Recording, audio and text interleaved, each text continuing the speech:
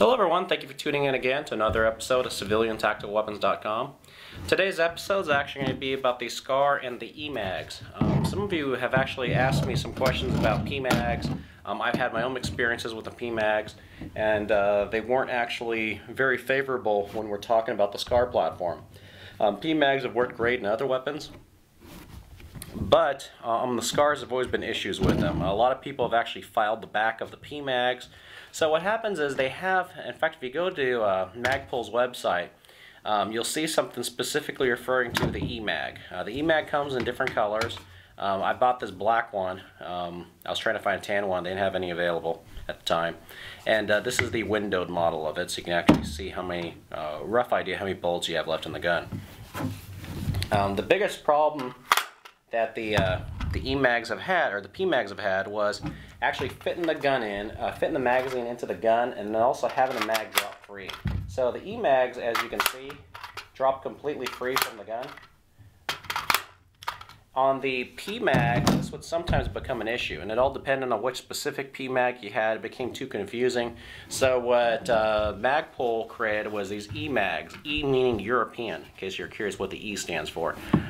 It was for people who are complaining about these guns working in various European-based firearms. Some of the most ones that come to the biggest complainer has actually been the FN SCAR in these.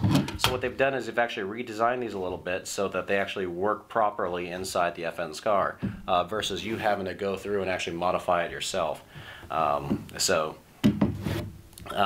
They're pretty interesting units. The EMAGs, and actually any PMAG, they come with the little covers, so you can actually completely cover your magazine and the bullets in there for pretty much long-term storage type situations. Also to prevent dust from getting inside of it. You know, if you have empty mags, you're in a really dusty environment. You know, if you're thinking, you know, out in Iraq and Afghanistan, stuff like that. The problem is you're going to get buildup inside your mags. What this helps you do is it pretty much creates, you know, pretty much a semi-airtight compartment in here to prevent that type of stuff from getting in there. After you've actually taken it off, you can actually clip it right down to the bottom of it. So it you don't actually lose it. It sticks with the magazine, and you're set to go. So they're very reliable mags. They're pretty decent mags for the price. Your EMAG's going to run, I think the list cost of an EMAG is like $29.99, maybe $35, I don't know. But the street price you typically find these for is about 30 bucks. And they're made by MagPul Dynamics.